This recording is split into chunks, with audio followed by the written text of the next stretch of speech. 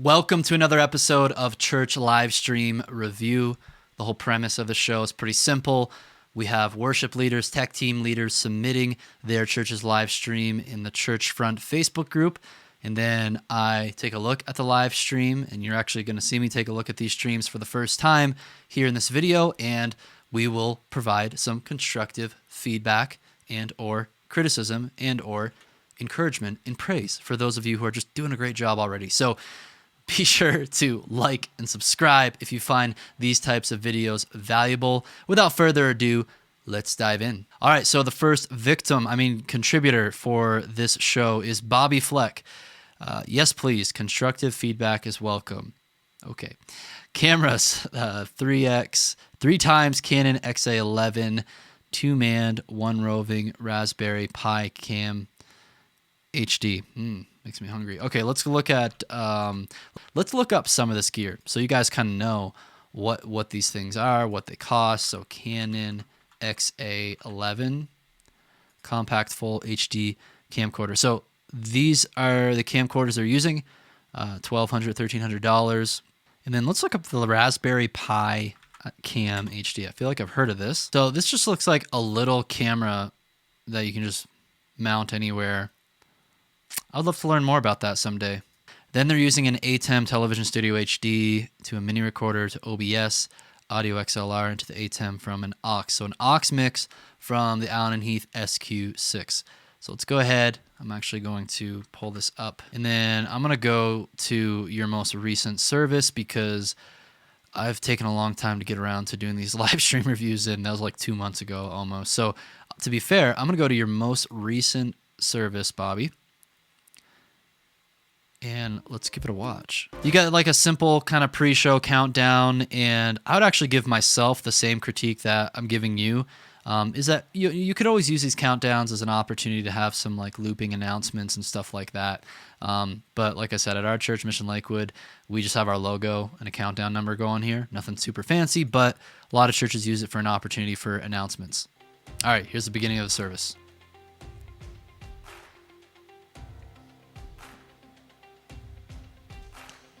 What's happening? Okay. I would try to find a way to like perfectly start the service like at the time, like get everybody kind of synced up. Yeah, because you're just starting with the song, so there's no reason why when the countdown hits 0, assuming that you're seeing the same countdown on the live stream as your pro presenter or your confidence monitor, whatever you're running, the band should be able to start off that first song like ideally probably when there's like 4 to 3 seconds left, so it'll count off the song and then they'll go in. But I'm not sure if you're using a click and tracks.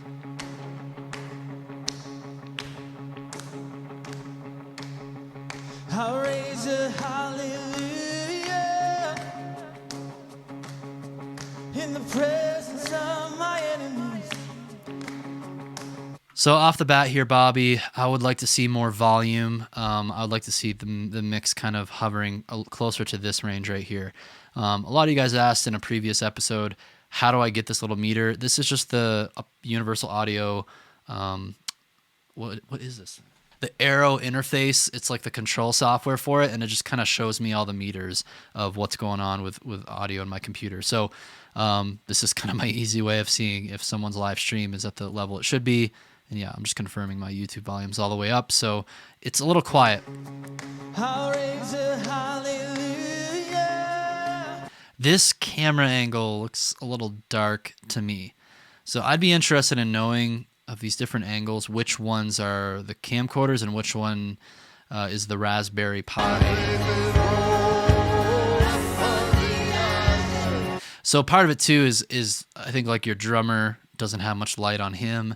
Like she looks pretty well lit.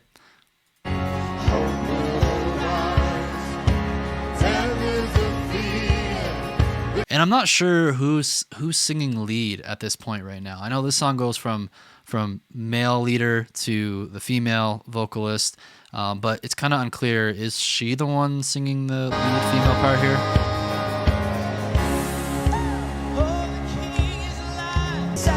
I'd probably pull, he's background vocalist, I'd pull him down a little bit there.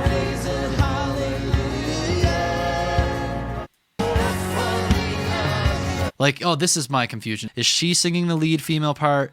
Is the lady on piano singing the lead female part? It's a little confusing. Sing a little louder. Come on, RUMC, I can't hear you very well. Okay, she is. Yeah, I'll need more of her in the mix for sure.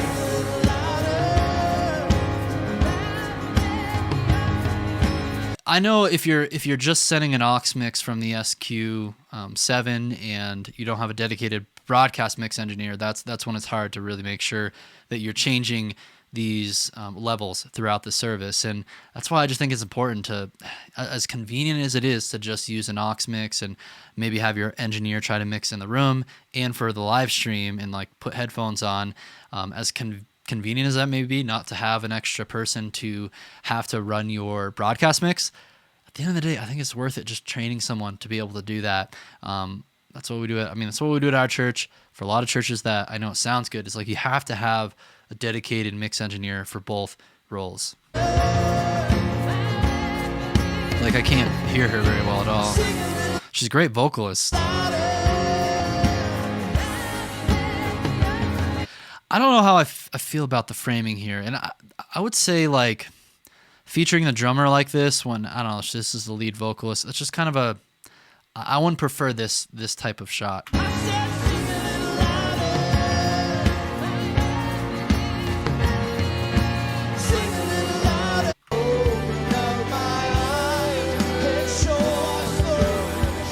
So I would get a little bit more clarity in terms of who's like leading the song and just making sure they are above everybody else in the mix. And then I like to have background vocals like really, really quiet. Like you like have to try to hear them to actually hear them, because to me it just, especially when folks are singing unison, it just kind of it sounds cluttery. It's hard, I feel like, for the congregation to just be able to follow along with whatever the actual melody line is. So between this guy and you, I would just kind of figure out like who's actually leading the song and make sure it's clear to your audio engineer like who's supposed to be leading that song, and he can mix accordingly. But overall, Bobby, I think you guys really are on the right track. I think the things that would take this to the next level visually is upgrading from camcorders to, again, mirrorless camera, cinema camera. You can just tell camcorders, especially in low light, it's a struggle. So probably the cheapest route for you to improve things would be to just get some better spotlights, maybe boost the intensity of those lights a little bit more so the camera's not struggling so much to be able to produce an image, especially for the folks in the back of the stage. And then maybe someday you could think about upgrading the actual cameras and sensors. All right, next we've got Brandon Hemming. All right, Brandon, we've got one Panasonic GH5 and a Behringer X32 with a bus mix. We also use a Mac for lyrics and scriptures using Pro 7, Blackmagic Design A10 Mini Pro for switching, just learning all this stuff. I'm the worship pastor, but I do all the tech setup as well. Yes, like many of us do. All right, here we go. So we've got like the service countdown. Yeah, because some slides go on. Start the service. Their house had burnt down, their ranch, and then they're from doing like some welcoming stuff. Okay, music. You're the same yesterday, today, and forever. Yeah.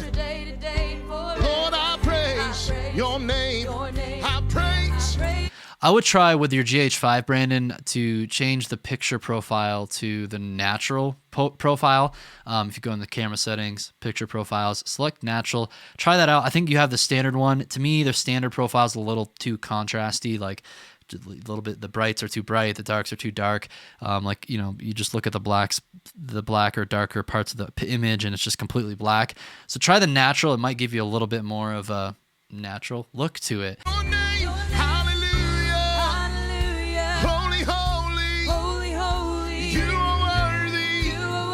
I could also use more instruments in your mix. Let's actually check your overall levels. Of my praise. Oh, hallelujah. Holy, holy. Yeah, it could be louder overall. So on the X32, what I would do is on the bus that you're using for your live stream, I would apply a compressor on the main like bus mix, whatever you're using. So select bus 6 or 7 or 9 or whatever bus mix you're using, select it, go to the compressor, engage it, maybe apply, just some light compression to it with like a 2-to-1 ratio, kind of a slower attack time, just so you can kind of do a little bit of mastering on the mix. And then you could turn up the makeup gain of the compression to just bring these levels up a little bit higher here so that it's metering closer to around -6 to -3. You are worthy of my praise. And then also I would make sure to add some reverb to the vocals, a little bit more reverb to the vocals, gives it a little bit more space. I'm curious what your drum scenario is, if these are just like looped drums that you're playing or backing track drums. I don't know if you mentioned it here. No. I'm kind of curious, like where are those drum sounds coming from? Is there like a drummer in a booth somewhere we can't see? So I hope those tips help you out, Brandon. A few things for you guys to work on and as you keep tweaking and improving. Next up, we've got Tony Salmond. Hope is stirring and hearts are yearning for you. Let's talk about lighting for a second. It looks like you've got some colored wash LED lights as your front lighting the front of your face.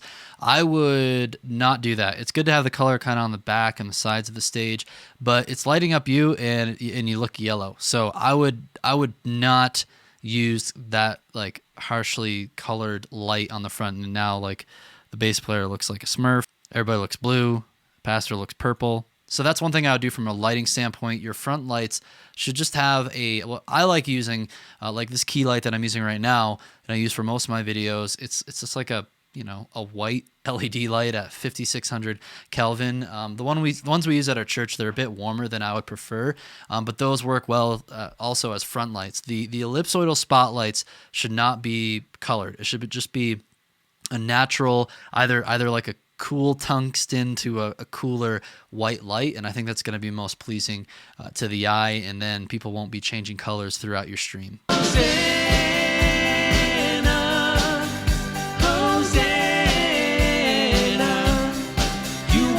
So mix-wise, I could use some more of the other instruments in there. I'm not hearing enough piano, some of the backing tracks.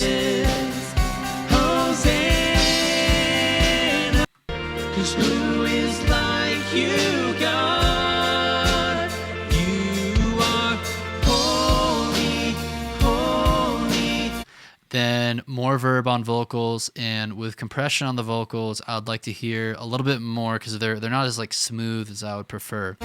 So maybe increase the compression ratio to, I don't know, like 7 or 8 to 1. It's kind of aggressive, but I think that's what it takes to really smooth out the dynamics of the vocals. I'm usually here. I think for you guys, just getting the front lights, getting rid of those colored washes visually, that's going to help you guys out a lot. It's going to help the cameras out a lot, because cameras kind of, especially when you're trying to render some natural looking skin tones, like cameras just need consistent like front lighting for that to look good. Not to say that sometimes you could bring the front lights down and add some more colors, make it dark or whatever.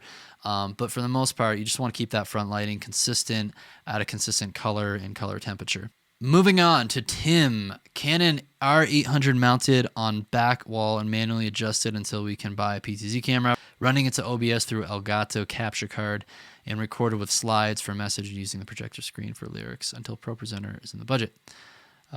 Behringer XR18, only $400.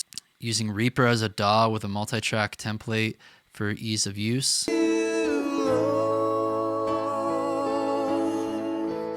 It's your breath in our lungs, so we pour out our praise.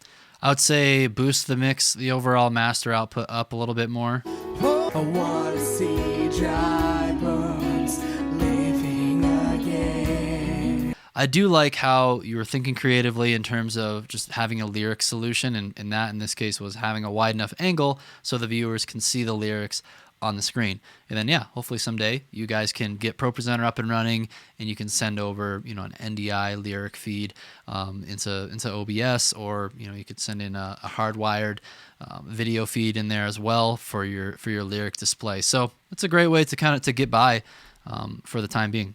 So we pour out our praise. Overall, I like your mix. I think I would just add a little bit more reverb. And you guys think like, oh, Jake just wants more reverb all the time. Yeah, that's pretty much true. I just want to feel the space of like being in the room, and it just sounds super dry a lot of the times when we're listening online. Up next, we've got Salmond, Gateway Church, Ashford in the UK. We use minus M32. Nice. We send this to our A10 Mini, which is also connected with a Sony Z190 manned for our close-up shots, alongside with 2 unmanned cameras for our distance and wide angle shots. Nice. What is that camera? Okay. 4K 3rd-inch sensor. You would take my place, that you would bear my cross, you would lay down your life. I'm actually pretty happy with the quality of those video cameras. Like the lighting looks good, the color looks good. Let's talk about a couple things. First, let's talk about like stage design. And I know everybody's kind of having to make do right now with the current situation in the world and where we're meeting and where we're filming worship. If you guys could, I don't know if it's like a permanent stage, but I would go for like some sort of like darker neutral color, maybe a darker gray or something on the back of this. I feel like it would help separate your subjects on stage from the background. And then if you could put like maybe some sort of like something here. I know maybe you probably have to make it so someone could get through. Maybe a curtain of some sort over the door could just be a little bit more visually appealing. And overall, the mix needs to be louder. The reason why I'm always saying like, hey guys, make sure your mixes are louder is just because sometimes our congregants are watching online and they're like cranking up the volume all the way up on their phone and they just can barely hear what's going on. So again, you want to make sure that it's metering up here close to -3. And I talked earlier, if you're using like a subgroup or a mix bus on a board like the M32 or X32, you can, get your mix right. You don't have to like push the fader of that mix bus all the way up. You can just use the compression plugin that's built into the mix bus processing chain to do that a bit of light mastering, like I said before, where you can level out the sound dynamically, but also you can use the makeup gain to overall turn the gain up on that mix bus output. And then the other thing I think that would help you guys out musically with a small band like this, consider using some ambient pads in the background. It does look like you have in-ear monitors, so I would encourage you to use a click in backing tracks as well. A very similar setup I'll show you guys here in a few moments to kind of wrap up this episode. I'll show you my church where we're not using a drum set right now. We're using kind of like that more electronic beats vibe to our worship set. And I think for you guys could benefit just kind of, I think the tempo, some of the songs felt like they were rushing a bit. So a click would definitely help with that. And then you can have supplementary sounds to just fill it in more with some pads and some backing tracks. Check out, a shout out to Multitracks and Loop Community. They're making these living room sessions. You can find at multitracks.com, or you can get the enhancement tracks from Loop Community that they just sound more appropriate when you have a smaller band like this. They can really fill in the sound behind you, kind of gives it that electronic ambient vibe to it that I really like, our band really likes, and it sounds great in the end. Lastly, I want to show you guys my live stream at Mission Lakewood Church. And you guys can find on my channel videos to our complete live streaming setup, all the gear that we're using. But I just want to kind of like analyze to you even things that I'm trying to work on to improve my own live stream. Every desire is now satisfied here in your love. Let's lift our voices together. Oh, there's nothing better than you. There's nothing. So the space that we're currently renting on Sunday mornings, I'm not a huge fan of the back wall. I wish we could like repaint it. I wish we had more time to like set up more stage design, stuff like that. But here's the thing, we have to get in at 6 a.m. We set up, we're usually done by 7:15, and then we've got, an hour or so. We don't even really need that long to just rehearse and make sure everything's working properly. Service is at 9, and then immediately after we get out of there, and another church is using the space after us on a Sunday morning. So we have like no time to do much, and I don't like these beige walls that we have behind us. It looks horrible. And then we have this big old window right behind us. And it's just like, it just doesn't look that great. And we're kind of, working with what we got. And the other thing too, now that I'm looking at this recording, I feel like our front lights are just a bit too warm. And of course I can adjust white balance in the cameras, but I think I'm going to make them a bit cooler the next week and the next time we get this set up. Like overall, I'm pretty happy with the results we're getting with our live stream, but there's just things that have to do with kind of the aesthetic of the space that I'm not really a huge fan of.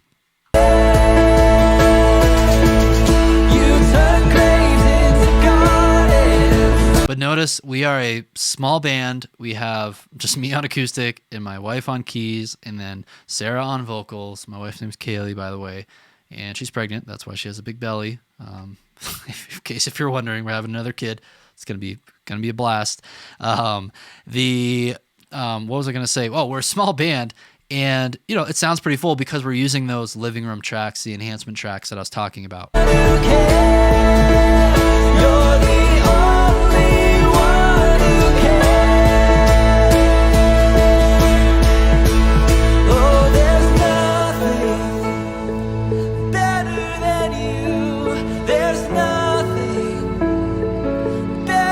And this is funny because the way our lights are, we have our lights kind of at a 45-degree angle on the front of the stage there. It's really not the ideal situation because we can't permanently mount them.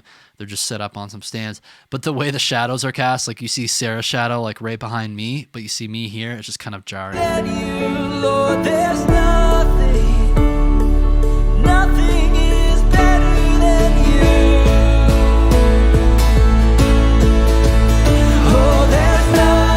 The thing I like about those enhancement tracks is like it makes it sound full, but it's not. It just doesn't sound like a bunch of like fake instruments, or it doesn't sound like it's inappropriate for what you're visually seeing. It's just because they designed it to be a way where like, yeah, this is not like putting a full acoustic drum kit in here or a bunch of electric guitars or something that would have to. We're just so used to associated with those instrumentalists on stage. Instead, these are just some cool synths and loops and tracks that their producers created that they just fit this context of a really small setup. But soon we're going to start introducing some more live percussion with a cajon. Eventually I'm going to put a small drum set in here, do some drum replacement on it. It'll be funny because like you'll see, it'll be interesting because we can just use our little drum set and do some drum replacement with our snare and our toms, but using like hot rods. I'm gonna try it. Maybe it won't work, but I want to give it a try. But it'll have this humongous drum sound with this like a little space. So we'll see if it works. But I'm excited to try that out soon.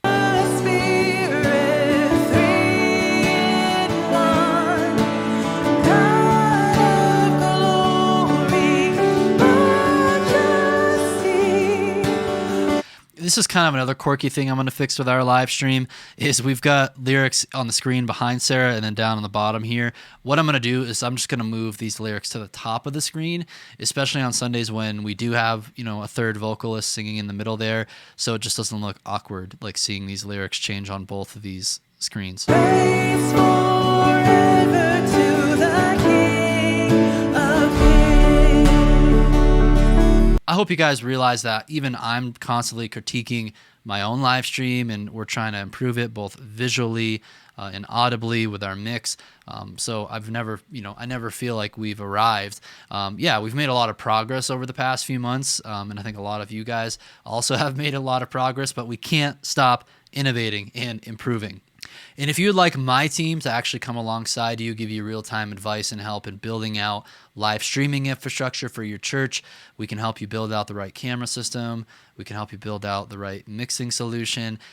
Go ahead and check out worshipministryschool.com. You can apply for a free strategy session. We can learn more about your ministry, your goals, and if it's the right fit, we could talk about having you join our program. So go to worshipministryschool.com to apply for our coaching and training program. But you could also check out the standalone courses we have as well that are just kind of more focused on either advanced multicam streaming or broadcast mixing. So those links are down below in the description. Thanks so much for those of you who submitted your live streams, being willing to take the feedback and criticism, and hopefully you found it very constructive.